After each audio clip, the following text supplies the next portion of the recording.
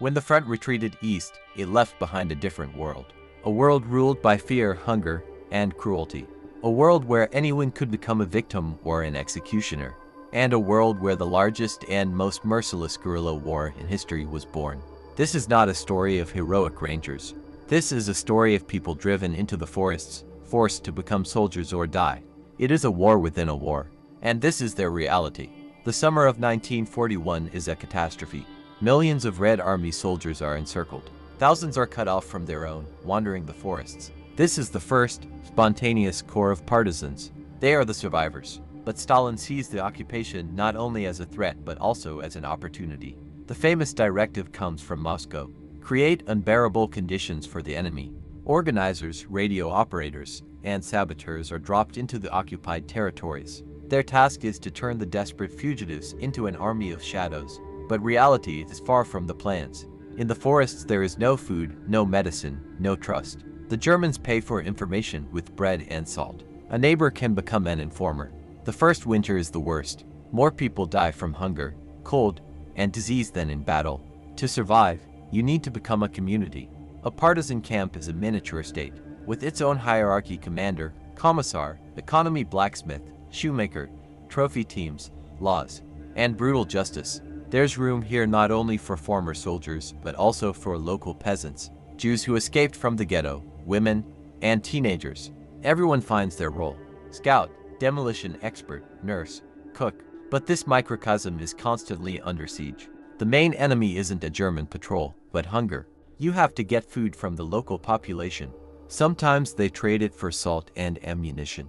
More often, they demand it.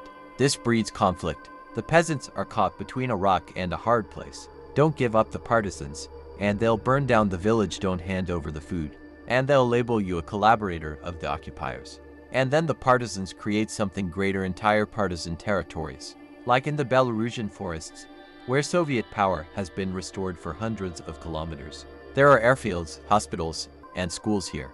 Entire families are forced to flee here. But it's a magnet for punitive forces, rail warfare, not just minor sabotage, but coordinated attacks on the supply arteries of the entire army group center.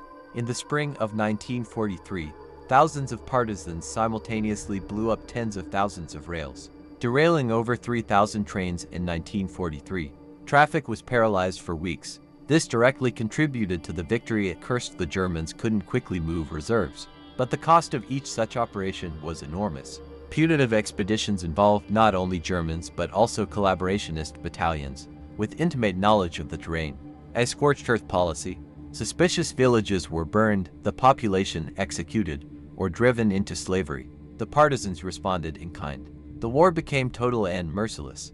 Legendary figures like Sitter Kovbek, who led a raid covering thousands of kilometers, created new pockets of resistance, emerged. A simple but ingenious partisan coal mine. An explosive charge was placed in a lump of coal and tossed into the firebox of a steam locomotive. The explosion occurred at the next station, causing chaos. This world blurs the line between good and evil. To survive, you must be ruthless. Traitors are executed. Prisoners often suffer the same fate. There's nowhere to put them. German punitive actions, like the Cotton tragedy, where the entire population was burned alive, breed fierce hatred. The cycle of revenge unfolds. But the most difficult moral dilemma concerns the locals. For associating with the partisans, the entire village is punishable by death.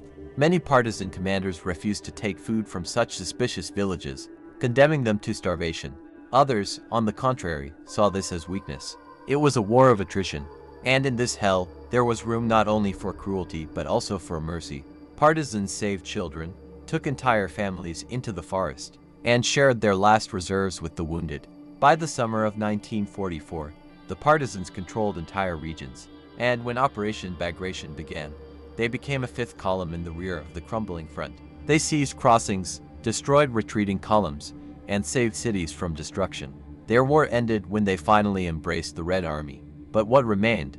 Official history made them into flawless heroes, but the real story is more complex.